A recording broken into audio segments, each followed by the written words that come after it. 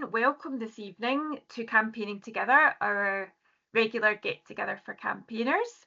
And thanks for coming along and staying indoors instead of being out in the nice sunshine. I'm just going to share my screen now. So the first thing I thought I'd do is just whiz through the Fairtrade Nation report recommendations. So you'll all know that earlier in March we announced that we have retained or renewed our Fairtrade Nation status, and the report contains some important recommendations for us as we move forward. So I'm just going to fly through these just to give you a bit of an idea on how we are going to keep our eye on these recommendations as we go forward. So in terms of keeping the fair trade movement going, this one's really very much open over to you to keep on doing what you're doing. And I think these meetings and emails, phone calls, yeah, to let us know what you're up to in your groups is what it's all about. I do have a little bit of an ask from Kira and Louise regarding Fairtrade Finders, which we are about to relaunch, and I'll come to that in a little minute. Another recommendation was for us to connect with supermarkets. So we at Scottish Fairtrade, we've got good relationship with ScotMid and the Co-op. And I see some news this week from the Fairtrade Foundation regarding Sainsbury's. So working with the Fairtrade Foundation, we've got this recommendation to really push supermarkets to continue to stock Fairtrade products. The next one is improved data. So we conducted a YouGov poll on consumer purchasing of fair trade products with 97% of the Scottish public noting that they are aware of fair trade, and I think it was 66% saying that they regularly do buy fair trade. So what the suggestion is that we wouldn't rely on self-reporting, but look to get some sales figures from supermarkets, which really isn't an easy thing, but it's something that, again, perhaps we will work with the Fair Trade Foundation on. Improved legislation, this one, so specifically we were looking for an amendment to the Procurement Reform Scotland Act to include a definition of fair trade, which hasn't happened. But our latest procurement report, which just came out earlier this week or the end of last week, highlights the need for the public sector to set their own benchmarks to improve fair trade spending and commitment to our fair trade nation. But the Scottish Government has released some updated sustainable procurement guidance, which does recommend that contracting authorities collect data on their spend related to fair trade certified or verified goods, so with the fair trade mark or through the World Fair Trade Organization. The next one is continue to respond to a changing society, and that's especially digitally, so with lots of campaigning going on social media just to keep in touch with that trend. To continue to focus on producer voices, and we have that very much built into our strategy for the coming few years. So we'll be looking to talk to producers about the way that we get messages across to wider audiences about fair trade. So that's in there. Help the public to keep ethics as a high priority, and that was specifically that we align fair trade with contemporary campaigns, and again in our strategy that's very much a priority, as is connecting with global issues. And we have just we've just commissioned a piece of research on fair trade and the climate crisis. So that will take a few months. I think we're looking at the end of the summer for the person to finish that piece of work. So that's going to be hopefully really informative about some of the messages that we can take out to our communities about how fair trade supports the climate crisis. So moving on, just a notice about the International Fair Trade Towns Conference, which I know a few of you have signed up to already. So this takes place on the 30th to the 31st of August, although there's an evening reception in Edinburgh City Chambers on the evening of the Friday, the 29th of August. So at the moment, we're up at 100 people having signed up, with some of the countries here listed and a few more. We've got an exciting programme of speakers, and I'll send out the link in the email that I send afterwards. But we're talking about some sessions that are going to be setting goals to overcome the key challenges facing the movement right now, and that's a panel session. We have got some afternoon hackathons, they're called, where we'll get together in groups and try to solve the challenges that we hear about early on the Saturday morning. We've got a panel session about structures and systems to achieve the SDGs, and we're going to welcome Martin Rhodes back to be part of that panel, so we're looking forward to seeing him and others there. And we've also got two on the Saturday and on the Sunday sessions of bursts of inspiration from campaigners around the world about their fair trade activities and how they are working towards sustainable development goals in their communities. And then we're going to look at storytelling and best practice in the area of storytelling and how we might tell fair trade stories in perhaps a different way to our communities. So some challenging thinking coming out of the conference, hopefully. And also we've got loads of great social activities. There's a ceilidh, there's a boat ride, there's a trip through to True Origin with some sightseeing. So yeah, I would really encourage you and others in your groups to have a look at the website that I'll send over to you and see if you might be able to join us at the conference. And just a couple of other notices from us. So World Fair Trade Day is coming up on Saturday, and the World Fair Trade Organisation is asking us to print out these signs that you can see people in the picture holding, and complete the message about what for you a business revolution is. So we've done our part here at Scottish Fair Trade, which we'll put out on Saturday. And again, I'll send you a link to that poster should you wish to take part in the photo activity and share it on your social media and tag in the World Fair Trade Organisation and ourselves if you would like.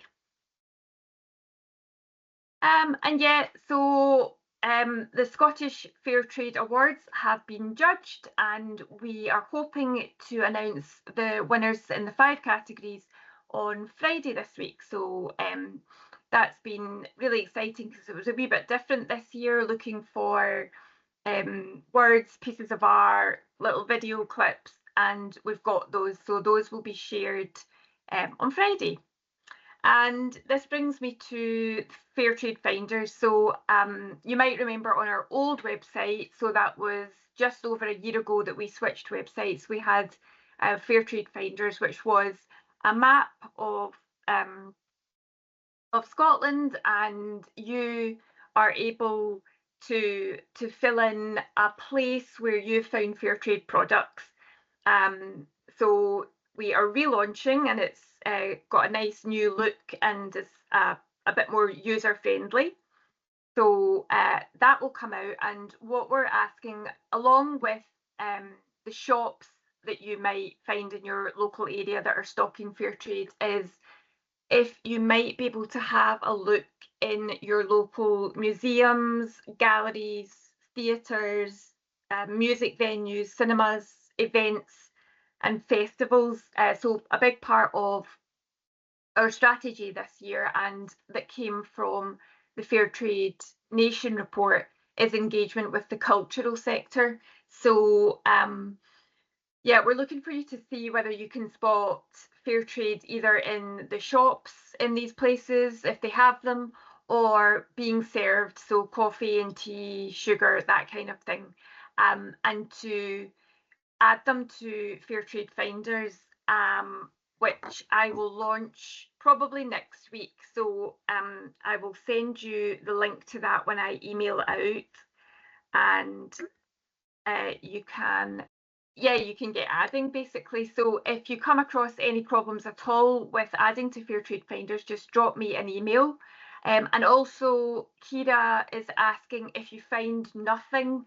That's equally as important to us, because it then lets us know where there's nothing going on, and perhaps who we should be speaking to. So yeah, just to reiterate, it's as well as shops, supermarkets, cafes, restaurants, we're also looking for museums and galleries, theatres, music venues, cinemas, events, festivals, that kind of thing. And you can add them straight to the map, and then I'm there in the background reviewing your entry. I'm also on email to help you if you've any problems with getting it up onto Fairtrade Finders. And again, if you find nothing, just drop me an email at catherine@scottishfairtrade.org, and that would be really, really useful. So moving on. Fairtrade signage. So a few years ago we did a good piece of work on Fairtrade signage, and I'm going to open the floor to discussion very shortly. But what we found were these sort of 8 steps, if you like. So gauging and building support for the sign locally.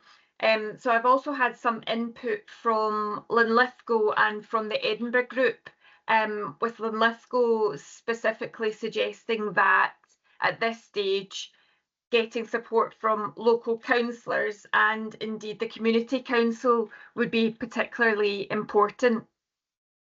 And then moving on to contacting local council and council officers about the sign, then going along to consider the design of the sign, creating a budget and considering where you might get the funding from, and then going on to apply through your local planning authority, where there'll be an application form, payment, and the ability to put forward a site plan, and the land where you plan to install the sign must be identified on the site plan in red. And then the final step, installation or alterations to signage on listed buildings require listed building consent, which is another whole area.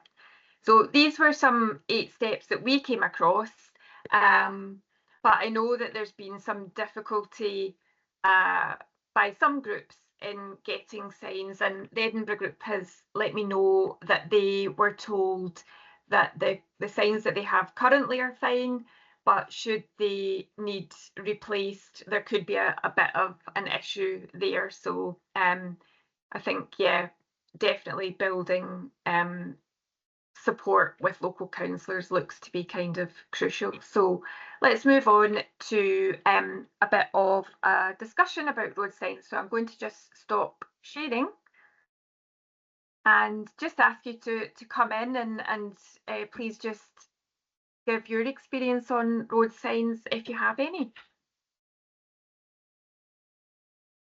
Liz. Thank you.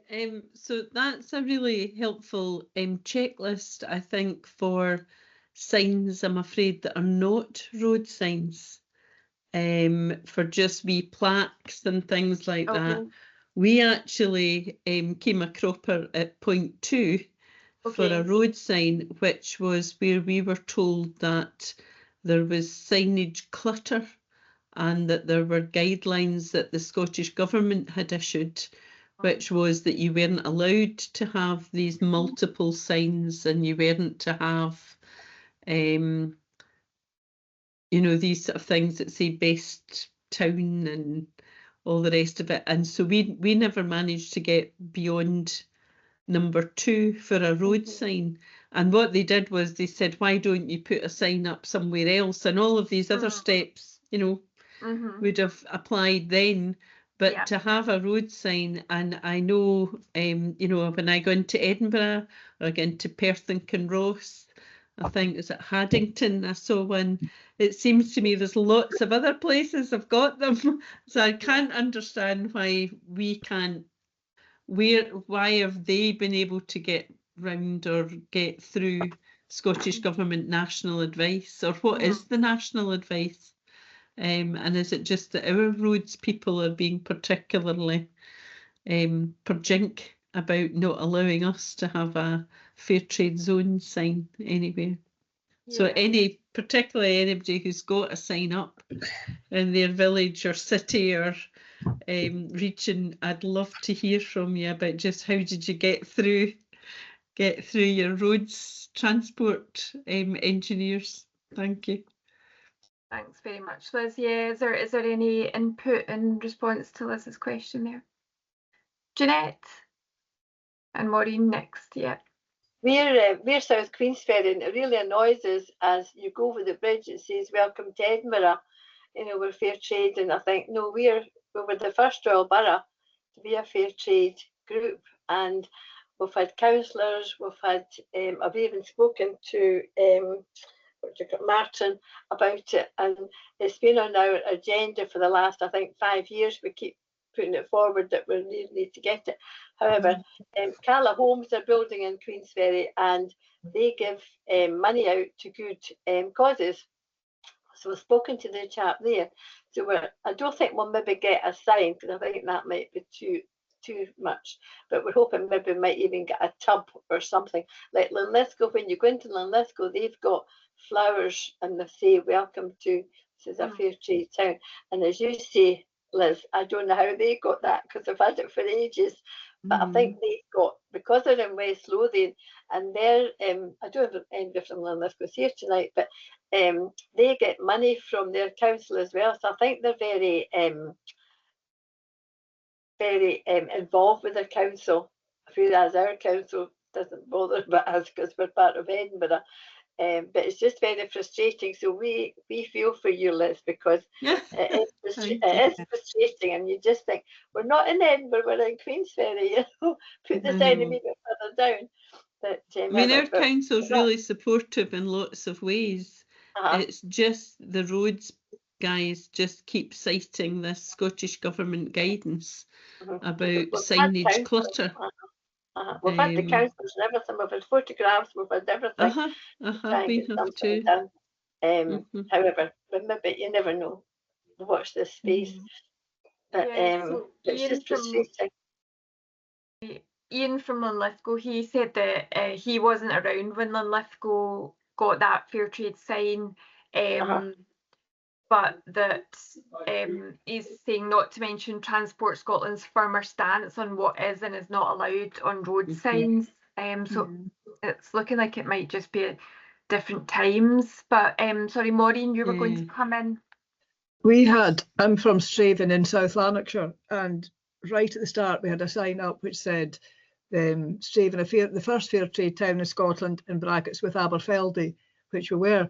Now, we've noticed that the sign has gone, but we're not 100% sure exactly when it came down or why it came down. So it's something that we'll look into, but it was up for years and years. That first fair trade town in Scotland with Aberfeldy. But whether it's come down because things have moved on from there, I don't know.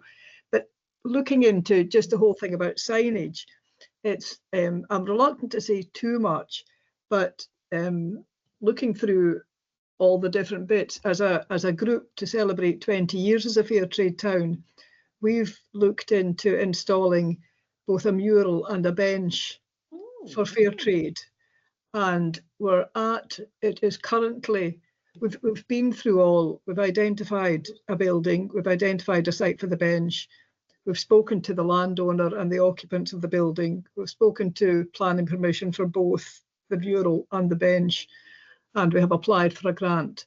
So we're currently, within the next week, we should hear about the grant, and from there we'll take it. I'm reluctant to go further simply because until the grant comes through, it could all just stop.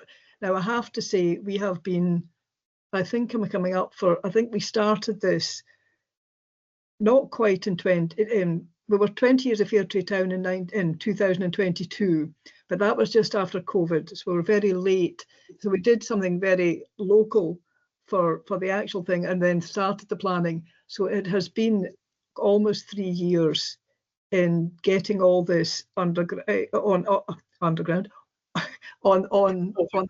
and up and running. Because we were ignorant of the way to go about doing these things, it's possible to take us longer. We also have been involving the school in the designing of the bench and trying to also communicate with our manufacturer to get things done. You need, for something as big as we have, it's you need 3 quotes for each. That takes quite a lot of doing. So it has been a long journey. If we get over the line, and if we get it done, then we'll certainly be doing a big we'll certainly be doing a big we'll let you know about it, and we'll go into detail on the stages and the hiccups and anything else we came across. But about what we'll look into is the signage. Apply for the grant too. Well, Straven is surrounded by wind farms, so wind farms. All right. we can apply for wind farm money, which is where we've applied. With a lot of help from a lot of people who understand how the funding works, I have to say. The knowledge of how things work has been invaluable, I have to say. I think I know the chap that has the wind farm, so maybe I'll be part with him. Thank you. Thanks for that, Maureen. Hilary, you would like to come in? Sorry? Hilary? Yeah, hi. Yeah. Hilary from Inverness. We've had signs for about 10 years, and I think you're right, Catherine. I think it was an easier climate to try and win over the council. As it was a long drawn out saga, and I think we were only successful because the roads department chap, it was his last afternoon and he was just signing anything. And so we pestered him, don't leave before, and he just thought, what the heck, and signed it because I'm not sure it would have gone through. But another thing, it may not affect any of you, but we got half the funding, and of course 10 years ago they were a lot cheaper, from the Gaelic organization. So that required us to learn how to say fair trade town, or I guess we were a city at that point, but in Gaelic, and you went to the Gaelic folk and they'd say, well, it's like this. It could be, or it could, so there was a long drawn out how we were going to say it. And we had to negotiate with Bear, who are the roads people on the routes into Inverness. But we had 3 signs. There are only 2 left. Like you, 1 disappeared, and we're not quite sure how or why. But they're there. Yeah. So do we think that there's still a big appetite for road signs, or I know that a while back we had considered maybe looking into some kind of sign that could be in a town centre or a village centre, or I mean, Straven's idea is a lovely one with the mural and the bench. I mean, I can certainly contact or do a wee bit of research about Scottish Government advice about road signs and just see if I can get some sort of definitive answer and share that. But is like signage for the town centre, perhaps with Fairtrade Nation logo, is that something that people would be interested in? I've got a couple of nods. Yeah. So I can put that back on the agenda. Yeah, Liz, have you got your hand up? Yeah, I would do. I mean, if now, and that's really helpful to know that the signs I'm seeing are ones that were maybe erected a long time ago. So if there has been a tightening up, which, that's absolutely fair enough, there's no point in us flogging a dead horse and keeping on trying to get road signs. So I think that would be really helpful, Catherine. If we knew it was just a no-go, then that's fair enough. And I think some of these ideas about like having maybe a wee plaque and a planter, something that is attractive for a townscape, and that it's not just the fair trade thing, it's people are seeing that we're contributing to making a place nice. The bench idea as well. I think, Maureen, that was a great idea. So I think if the road signs a no-go, let's all invest our energy and fundraising into another thing. So I found that really helpful. Thank you. That's great. Well, I will We just feedback looked what at, I think. Oh, sorry. Yeah. Who had their hand no, up? sorry, we looked at a bench, but I think it was something like £2,000 or something. So we thought we can't afford that. So that's interesting that you can maybe get a grant. So we'll look into that. Maybe Carla Holmes might even give us it. You never know. You never know. Maureen? As I would say about we had originally planned to do a bench with 2 planters on either side, a bin. We thought about a planter, and then we thought about a bin. Now, in actual fact, the people that were very, very helpful were not the planning or anybody. I went up, there's a roads depot in our town, and I happened to be in there and I started asking them about it, and they were very helpful because they said, please don't get a bin. We have far too many bins to empty. Do not get a bin. And also the recommendation was don't get a planter because then you have to maintain it. And either you're going to have to keep it filling it, or you're going to ask the council to take over doing the filling. And again, they were asking, please do something that doesn't require maintenance.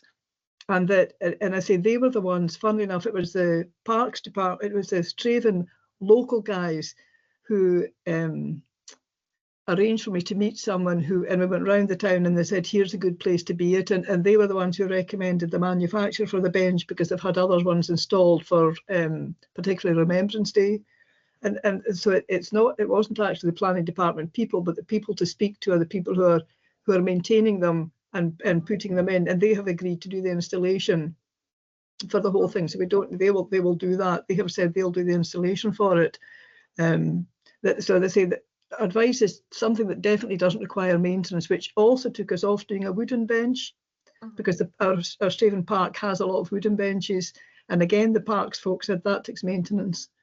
Go for a metal bench that doesn't require maintenance, and please no bins and no planters. Where's the kind of advice, the local advice? And as we're too small a group now to maintain a planter, and also you're leaving something for the next group coming in because it's something that looks awful if it's not maintained. That's all that I would say about looking for installations. That's really useful, Maureen. Thank you for that. So I think where we're at is that maybe signs that have been successful were put up a long time ago, and I'll do a bit of research, but then we can work together on potentially a sort of Scottish sign that we can maybe display in the middle of a village or town or city somewhere, which was an idea we had a few years back. So we'll bring that back, but I will feedback what I find out. So thanks everyone for that. That was really useful. And now I would just like to introduce Kat Ramsey from Aberdeen's Fairtrade Group, and she is going to give us a wee presentation about what's going on in Aberdeen. So let me just share your presentation, Kat. Hello, thank you for asking me to come and speak today. That's been really, it's been a useful activity actually. So basically, we're the Aberdeen Fair and Sustainable Trade Group, and we've been just supporting and promoting fair trade in the city. So, we're looking ahead. If we go to the next slide, I'll just a quick outline of what we're going to chat about. So it's a wee bit about the group. I've got visions and goals, but it's probably the same as everybody else's. I've got some activities and future plans. So if you want to go to the next one, I'll be super quick. I think we're quite advantageous in the city here because we've got quite a wide range of organisations that have volunteers come from. So we've got things like the Student Union, Aberdeen University, obviously the council, that's who I work for, the Co-op, Northlink Ferries, which is one of the flagship businesses. We've got Aberdeen for a Fairer World, or the Montgomery Centre. We've also got Aberdeenshire. We've got a good relationship with the Aberdeenshire groups and with Claudia, who is like the equivalent of me in Aberdeenshire. And we've also got the Good Food Nation, Granite City Good Food. They're a really great link to have actually. I don't know any of the fair trade groups are involved in sustainable food places, but that's been quite an important relationship for us, because they've applied for going for gold for sustainable food places, and because we've been a partner with them, we've been able to bring in not only like the ethical side to their like local and sustainable food sourcing and work that they do in the city. So it's been quite nice to have fair trade involved in that as well. We are looking, hopefully hearing what their success was for that gold award, and that we'll hopefully hear that in the next month or two. But it's been a really opportune aspect to working with Granite City Good Food and sort of food growing communities in the city. We've also got the co-op, business in the community, the Optimists, and the Cults Parish Church. So we've got a great range. I also put the map on here because one of the things I think is really important for us is that we're a city that's surrounded by Aberdeenshire, and I've only put a few dots of groups from Aberdeenshire on the map. There is a lot more than that, but they've been, we've got a great working relationship with them. So I think the last couple of years we've really tried to make more connections and communications with the Aberdeenshire groups to support one another in our activities. And we've had volunteers come into the city. I'll talk about that later, from Aberdeenshire groups. And it's been really, I think, mutual beneficial arrangement to have that sort of sharing network for fair trade. So that's kind of who we are in the city. I've got visions and goals if you want to move on. Thanks, Catherine. So basically, we're all about supporting fair trade. One of the things was that our group did do a name change a few years ago to include sustainable, because it was very important to the group to include that. Obviously, it wasn't just the ethics, but also the environment and sustainable aspects of the work that we do in the community and on the global platform. Excuse me. The other thing we put in was this sort of, I think this came from the Shire actually, this kind of local, sustainable and ethical sort of themes. So we've kind of taken that on with our thinking and our attitudes with what we do, that if you can't support local and sustainably, and you have to get products from, out further afield and on a global platform, then look fair trade where possible. And that's sort of the messaging we've tried to encourage as well. And obviously our community engagement has been quite a priority for us. Next slide, please, Catherine. So we've been lucky to celebrate 20 years. This was us at a civic reception last year. It was a great event. We had folks from all across the Northeast that came along to celebrate at the townhouse with the Lord Provost. They were really great. They were able to look at food and wine for local, sustainable and ethical food. So we got fair trade wines, teas, coffees and the likes. So it was a really positive and a bit of celebrating that we could. It's a massive achievement, I think, for any town or city, because a lot of it's based from volunteers and their hard work. So getting 20 years was amazing. If you go to the next slide. So one of the things we get involved in, we've done it for the last 3-4 years, is the Mela Festival. It's a multicultural festival linked with One World Day, One World Week in October. This group kind of didn't want to do a festival in October. It's too cold, so they moved it to the summer. So this has been a nice collaborative activity to do. And they've moved about locations, outdoor locations across the city, but we get like between 5,000 and 15,000 people that come to these festivals. And it's not just Aberdeen; it's across the Northeast and the world. We get people coming in from India and Southeast Asia coming along to participate in these festivals. So it's a really celebrative activity to go to, and we've always had positive experiences in them. We did apply and got the Connecting Fair Trade badge through this work at the Mela Festival, and we shared that with the Shire, so they too got the the Connecting Fair Trade badge, because they were very good at supporting us with volunteers coming along for an hour or two and then going off to enjoy the rest of the festival.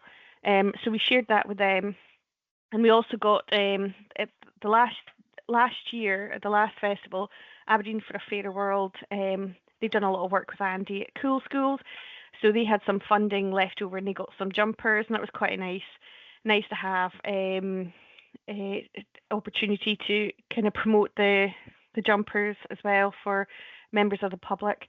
Some of the activities we do for engagement, we've had free iced teas.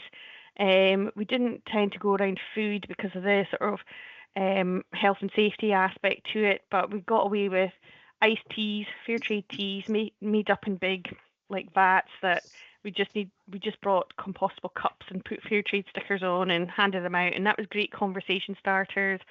So they were always good for, you know, kind of low cost, no energy sort of freebies. So they were really popular opportunities we did at the Mela Festival. So I don't know if you have anything like that in your towns or in the bigger places, but there's definitely a fun thing to get involved in if there is. If you want to go to the next slide, please. I did put this in because I think this is the way we're going to have to go. This is my view. I could be wrong, but there's obviously a lot of social media engagement. I'm in two minds with social media myself, because I tend to focus on Facebook for our regular posts, but obviously you've got a lot more you know, videos and Instagram and Twitter and X and whatever. So, you know, it's not everybody's cup of tea, and I totally get that. But I think that there is I think there's an opportunity here going forward for social media. It's just finding, you know, your right volunteer who's willing to commit that time to do videos and the like. I did attempt it. It's not my strong skill. But I think there's definitely opportunities using social media, and I'll show it in the next slide in a minute. But one of the things we did do 3 years ago was set up a Fair Trade North East Scotland group, and it was just to connect us on, you know, around the Shire. We also have some of the islands, the Northern Islands, on that group as well. So it was just an opportunity. What we do is we often share what we're doing during Fair Trade Fortnight, or we've got any activities or need volunteers. So that was quite a useful group that we created. And one of our ex-members, she's a regular poster and puts a lot of content in on there. So having I don't know if you've got regional like Facebook groups or, you know, support in your area, but for us that was quite useful to have and to share with one another. So next slide is one of our social media activities that we did. We did this at Christmas, and this is free, My Advent. So we are going to look to do the influencer badge for this one. I haven't applied for it yet, but what we did was that this is like you click a door a day on the run up to Christmas, and we wanted to share fair trade and ethical and social sustainable messaging. And what we did with this was we got people from, you know, right across Aberdeenshire, the city, local businesses. We had got, you know, Scottish Fair Trade did a Christmas message with Lord Provost. We did recipes, you name it. We did all sorts of activity, sort of photos and messaging around the 24 days on the run up to Christmas. I suppose we had mixed results in terms of the viewing. You know, we're not a big page. We're not viral, let's put it that way. But, you know, I was quite happy with the results that we did get, because what we found was that, like, the calendar goes across multiple social platforms. So, AFW shared it on their website and did LinkedIn, a lot of work through LinkedIn. I did it through the Facebook, our Facebook page, and we shared it with all the Fair Trade Shire groups as well, and I did it internally in the council. So this gave us an opportunity to kind of share that sort of advent calendar and messages through lots of platforms. Because it's a free, that like the purpose of this, it was free.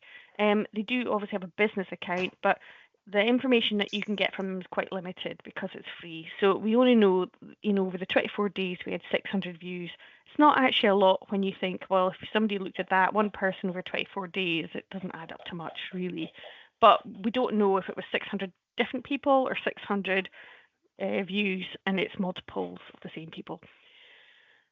So, the information is a little bit restrictive, but we thought what it did show was that we had a wide range of contributors that were able to help with us, and the popular one was photos. So I think for us going forward, we would like to do it again this coming Christmas. And what we'd like to do is, look at doing that variety of contributors, but also try and see if we can get some videos. Now, there are opportunities like maybe working with the schools and getting young voices, and maybe they, as part of project-based learning, could they do a short video for social media with a fair trade message at Christmas time? We've done some work with AFW, Aberdeen for a Fairer World, where we went into school with Wood Group, and they have this specific project-based learning courses. They put teachers in schools, and it's a big charity, and it works in the city and the Shire. So some of the groups have been able to work with the Wood Group. So there's opportunities here that we could maybe work with young people to produce some content for this. So going forward, we want to repeat this and then try and kind of go forward with it. I'm conscious of our time because I know I'm chatting too much. So if we go to the next page, I just wanted to add this. This is another free template. I mean, you maybe all use them, the Canva, but what I did with these for the steering group was, as part of the renewal process, I would create these infographics, share it with the group and the Shire. And it would just be like facts, like maybe how much items were sold or how much money we made over the few hours we had the stall, but include things like how many free drinks we were able to share in conversations, and whatever facts we could put together with some pictures and create these infographics. I just wanted to add that I find them quite useful for renewal. So if you can capture it, a week or so after the event and put something together like this, you can use it as evidence for your renewal process. So I find that kind of handy. Plus, you've got free templates, so all you have to do is put the information, the photos in, and it's fairly simple to use. So next slide.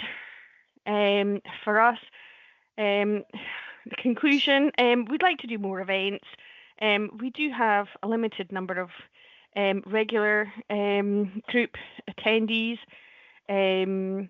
but we get by enough that, with support from some of our Shire counterparts, so they'll come in and help. But we've done things like the Hazelhead Highland Games. We'll also continue to do the Mela Festival. We didn't do Envirolution. This is a new sort of climate sustainable festivals that are kind of making a movement down in England. So they set one up here in Aberdeen in Seaton Park. They weren't, well, it was a bit mixed messages with them, but it's different people that are running it this year, so we might look to try and get involved in that again.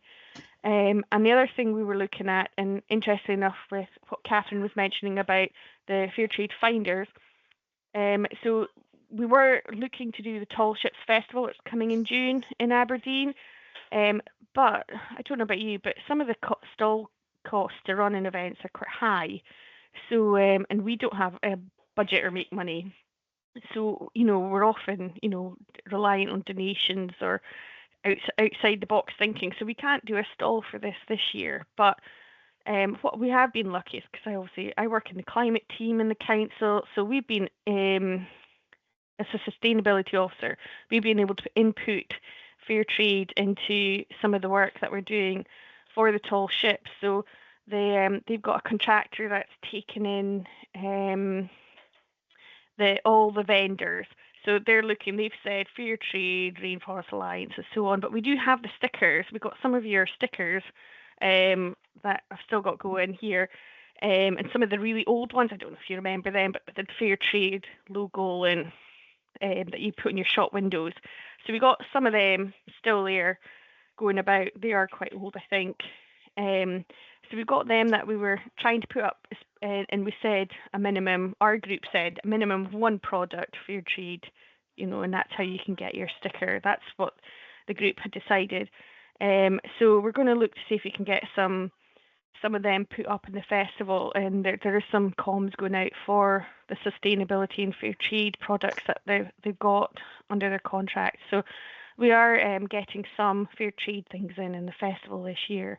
In terms of everything else, we do lack a chair for our group. We've got a rotating chair, which is okay for our short-term goals, but I think, you know, it's something to look at for going forward, and long-term goals would be obviously a more stable chair.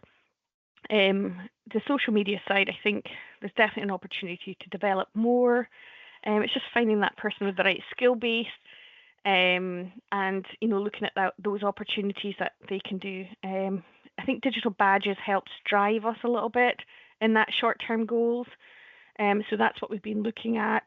And yeah, we're always just looking for opportunities. I think for us, collaboration has been our strength for the group in the city, and our relationship with the Shire. I don't know if anybody's got any questions. I hope that was okay timing wise. That was brilliant. Thank you so much, Kat. That was yeah, really great to hear. And just to say that the advent calendar was just a genius idea. I just really loved it. You particularly mentioned a couple of the badges that you've gone for, but Liz has just popped her hand up. So Liz, would you like to finish your question. Finish your question. Yeah, Catherine. no, I was just going to say I'd sort of thought that we could have had a wee discussion about those badges if people wanted to, but let's go with the questions first. So Liz, over to you. Yeah, I mean, just blown away by all that you're doing there, Kat. It's absolutely fantastic. And it seems to me that, again, it's like if you've got the right people, if the stars align and you've got the right people with enthusiasm and commitment, that it just takes off and it's all really positive, and it kind of keeps a momentum going. So I'm interested about kind of where that direction is coming from. Where do you report to? Because, you know, is there something that we can learn and take away for ourselves that doesn't rely on just having passionate and, you know, skilled people in the right place at the right time? I don't know, to be honest. I probably put on way too much time into fair trade than I should do in my job. Because yeah, I get passionate and committed. I get reined in a bit. But I do believe in the ethos and the message, and the work behind fair trade. So it does, and I'm quite, you know, for me, I'm quite creative. So, and I like this outside the box thinking, because we've got no money, we've got no budget, you know, and you know, so it's always trying to find what can we do and how can we do it. I think for us, it's just really been that collaborative opportunity. So AFW, Aberdeen for a Fairer World, and the Montgomery Centre have been a really good strength for us in getting into the schools and getting that young people voice. And we've got some dedicated teachers that do a lot of work, and has gotten some young people involved in. So I think that's been really helpful. The student union's been quite good. Although one of their officers has kind of moved on and passed on that role to their sort of climate officer they've got now. But they do a lot of activities as well, which is really positive. So they do film nights and actions for students, and they've got a big sort of sustainable culture going on down at the campus. So that's been really, really positive. I've not managed to attend and go and support them. I said I would like to go down, but I think it's just been the wrong time of year that, you know, kids have been sick or something, and I've not just managed it yet. But I think it's really, I think for us, strength is the collaborative opportunities. You know, I don't think we would be where we are without them, to be honest. I wish I had a magic wand and could give you the right answer, but no, I'm putting way too many hours than I should do for but again, the council. That's just useful to know. It is just that bit that I'm sure we all experience. If you've got enthusiastic people in the right places at the right time, it's so easy and it's so inspiring. Yeah. But you know, you can force it all you want, but unless you've got the right people in the right place, it just doesn't take off. Thank you. Yeah. Thanks, Liz, and thanks, Kat.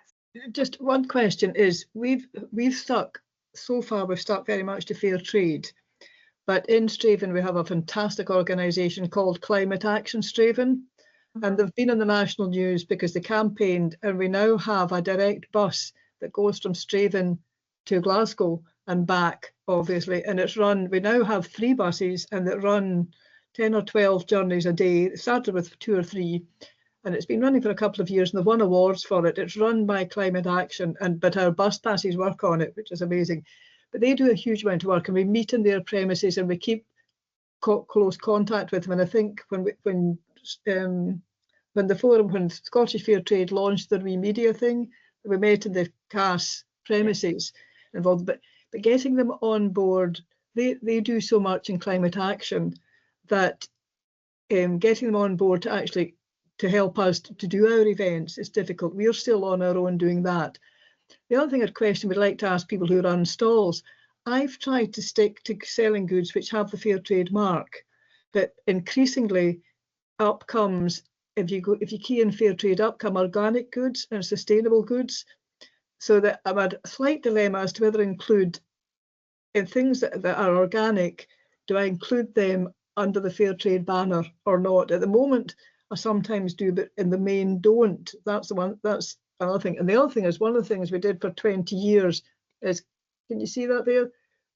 Whoa, there we are. Yeah. We went round the town and we spoke to retailers, and if they supported Fair Trade, they got a window sticker. So we looked, and we had the local press at the time, and we said, look for the shops with the Fair Trade sticker. And the other thing is, we went round the primary schools, and a member of the group, I don't know if that's coming up very well, we spoke to all the primary class, or the P7s, about Fair Trade, and they all got given a great big badge to say the Fair Trade town, and we tried just to encourage them to get out there. Neither of them were particularly expensive. I can't remember what online groups we went to get them, but neither were particularly expensive to pass round. And we still have 1 or 2 of these left, and they're handy for sticking in a car window or anywhere else like that. But we found the badges, to distribute the badges. We thought the best way was to go around the schools and give kids a badge about supporting Fair Trade, or Straven being a Fair Trade town. Basically, it's just all highlighting, keeping Fair Trade at the forefront. I'm finding Fair Trade doesn't quite compete with climate action, where public interest lies, if you like. Climate action is, and with children and with teenagers or the school group, we find it quite difficult to get members in for Fair Trade as opposed to climate action, which is just, it's more of an urgent thing just now, although the two are linked. It's quite hard to get linked things going, put it that way. So we had issues last year with Envirolution, this like climate and sustainable festival. I got so mad. I was just like, right, we're not doing it. And I actually went and volunteered with Aberdeen for a Fairer World and their youth action group that they had in their stalls. But it was a lecturer from down Manchester way who came up to kind of kick it off for us. But he was just like, well, what do you want with Fair Trade? Why is Fair Trade wanting to come and be part of this festival? And I'm like, well, and I'd shared the message with our steering group, and honestly, some of them were on the board for this committee, but they all emailed this guy going Fair Trade and climate action and all the reasons why we support it, with food risks and so on. And but he was just, I think he was just being cheeky, because I understand that obviously money's going to be tricky, but he then was like, well, we'll take your cut of the sales. I'm like, we don't make enough, on a percentage to do it. So I just said, no, we're not doing it. But that guy's not doing it this year. So I'm hoping we'll get a bit more climate sort of focus and we'll do some action. So I took in rocks for the Envirolution with AFW. They had other things, but I like rocks because you get your chalk pens and they wash off in the rain, but you can draw and write your messages on the rocks that's child friendly and it's washable, and you can leave like Fair Trade messages on the rocks around the park, and it's great fun for the kids. So I took that in for that event. We had other children's activities that were sort of sustainable, but I don't think everybody's getting that climate fair trade link. It isn't as clear as I thought it would be. I was like, how do you not understand it? But maybe, you know, it's part of our messaging that we need more fair trade and climate sort of narratives out there. Yeah, so just to come in on that, so I mentioned just at the start that we've commissioned a piece of work looking at fair trade and climate change. So we're hoping that that might be the start of some campaign messaging that we can all share. So that'll all come to you once we've had the results and we've interpreted it. And alongside that, we're working with young people. Before we finish the call tonight, I'm going to whiz through a little bit about what we're doing with young people. Before I come to Anne, I'm just going to say a couple of quick things, go to Mick's comment. So just to let you know that we have a brand new Fairtrade Nation playing our part shop window stickers. So please, if you would like any of those for your local shops, just pop me an email and I can post them out to you. So they've got the Fairtrade Nation logo on them. Also to say that the co-op activators, they replace the co-op member pioneers, and they seem to be so enthusiastic, and I'll send you a link when I email you, just because they're all through the country, and certainly the one in South Lanarkshire has been just so supportive of fair trade events that are going on, and she comes along to the South Lanarkshire zone meeting and the North Lanarkshire one. So I saw Kat had that on her slide. So for some of us that are struggling with new group members or collaboration, maybe co-op is somewhere to start. And yeah, just to say, Aberdeen for a Fairer World, that's the local development education centre in the Aberdeenshire area. So we've got WASDEC, West of Scotland Development Education Centre, and ScotDec in Edinburgh, and then there's the Highland One World Centre. I know, Hilary, you work with them. I think that's them all now, Sally, is that right?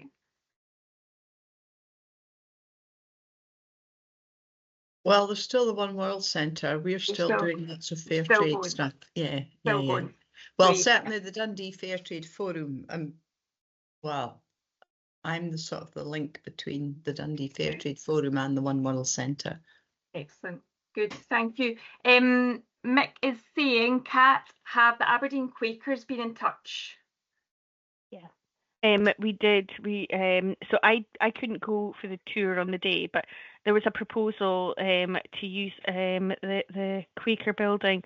But I think for the group that we've got and our lack of chair, we don't have anyone to kind of like take that project forward. So it's not something that the group felt comfortable with running in itself. So David Innes from Aberdeen for a Fairer World went along with Martin from Granite City Good Food and could see the ideas would be absolutely amazing, because we're looking at, you know, like sort of a wee shop, coffee, multi-use space, but the group itself just doesn't have the capacity to take a project that large on, you know, and so we just had to decline that opportunity, unfortunately.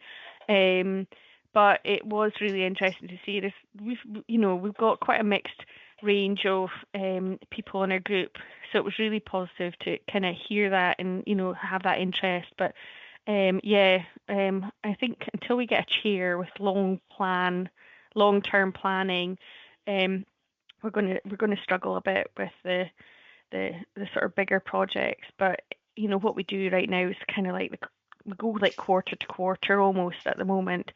Where we are looking at, you know, what events we're going to be doing, you know, and that awareness raising in the city. The other thing I forgot to mention, actually, what we have also done in the past, and we've done it with Aberdeen for a Fairer World, and we've had a student, we've taken on master students to do some project work. So we do it through Aberdeen University Sustainable Transitions master students. So sometimes, you know, if you want a bit of work or you need to find out some information, it all depends on the student you get, to be fair. We've had some successful students, sorry, my cat's come to join me. We've had some successful, really informative bits of work from students, and some that have been a bit more challenging in terms of like the what the ask was maybe too big for the project. But we've used them in the past as well. And that's probably done, you know, through the council, and had that opportunity. I'm sorry, it's obviously dinner time. But yeah, that's sometimes useful is you know, again, sort of that sort of collaborative pieces. But Action Aberdeen for a Fairer World did have an amazing student that looked at SDGs in the community and across the northeast and mapping SDGs, and it was really interesting. But what we found was rather than trying to create more bits of work and try and bring people together, she couldn't find a way to get people engaged enough between different organisations and the understanding of what SDGs were across different organisations. It was quite a challenge, but it was really interesting. So we didn't really get a chance to map so much of what community groups were doing in their SDGs, but it was an interesting bit of research work, and that was something that can be useful. And maybe, I don't know, even if some of the bigger groups, you know, look for a bit of work. The one thing I do have is lots of ideas, whether or not they're practical or not. Usually, you know, you find out like, oh yeah, that's going to cost way too much.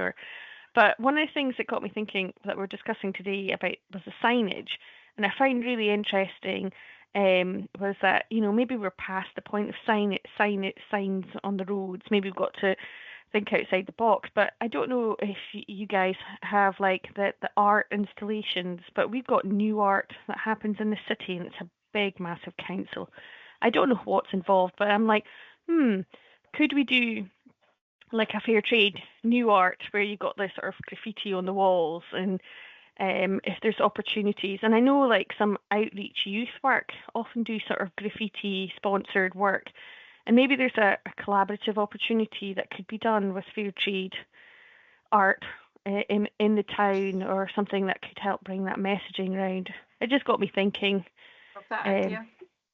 Yeah. I'm just going to bring in Anne and then Maureen, and then I'll very quickly just update you on our youth plans, because that sounds right up their street, Kat.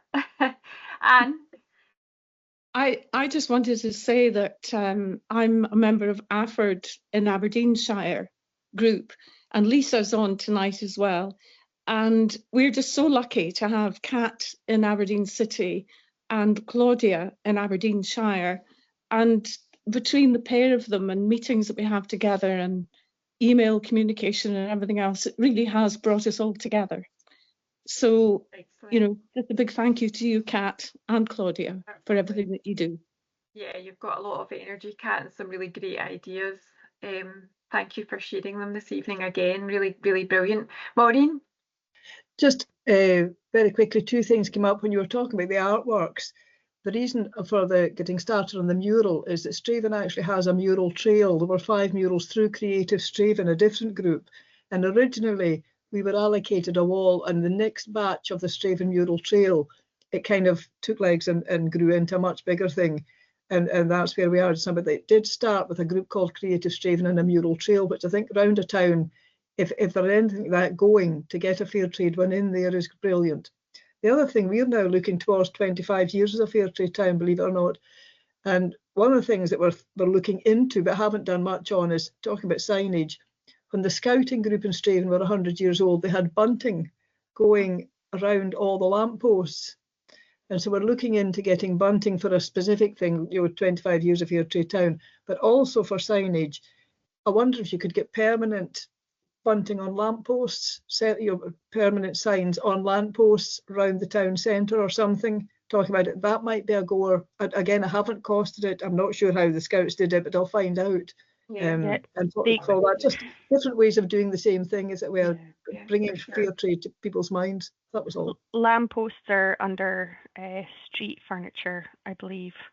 So you might find there's quite restrictive on there as well, because they're like, I don't know, but Aberdeen City is very big on trying to cut. They've got so much street furniture, from whether it's like bins and benches and so on. But when I used to work in the waste and recycling side, we had lamppost ones, and there was so much restrictions on it, because it's health and safety with drivers not being distracted and causing accidents.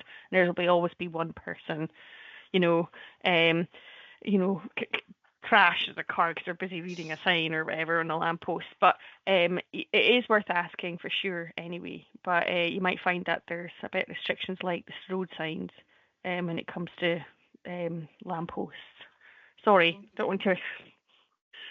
Seems like bins aren't popular these days. But Liz, would you like to come in? No, I was just going to say, I've noticed a few times for campaign and promotional literature, you get great big cardboard signs and they sort of staple them together round a lamppost. I noticed Edinburgh City did that for their budget consultation this year, so they're temporary.